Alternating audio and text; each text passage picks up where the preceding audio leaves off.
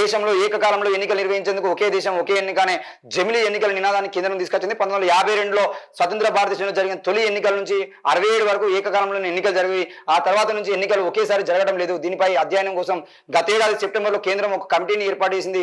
దీనికి మాజీ రాష్ట్రపతి రామ్నాథ్ కోవింద్ ఆధ్వర్యంలో నేతృత్వం వహిస్తున్నారు. ఈ కమిటీలో అమిత్ షా, గులాం నబీ ఆజాద్, ఎన్కే సింగ్, సుభాష్ కశ్యప్, సంజయ్ కొఠారి ఉన్నారు. ప్రత్యేక ఆహ్వానితుడిగా న్యాయశాఖ మంత్రి, కమిటీ కార్యదర్శిగా న్యాయశాఖ కార్యదర్శి వివరిస్తున్నారు. మొత్తానికి అయితే 33 రాష్ట్రాల పార్టీలకు, 6 జాతీయ పార్టీలకు, 7 గుర్తింపు పొందిన పార్టీలకు అయితే లీగల్ రాసి నిర్ణయాలు చెప్పనున్నది.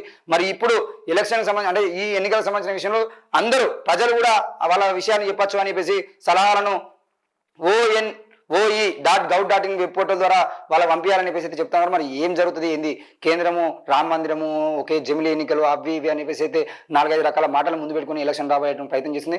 లోక్సభ ఎన్నికలను దృష్టిలో పెట్టుకొని మీరు అందరూ కూడా గుర్తు పెట్టుకొని ఓటు వేసే విధంగా ఉండాలి తప్ప ఇట్లాంటి నినాదాలు నమ్మద్దు అని చెప్పేసి మేము కోరుతా ఉన్నాం.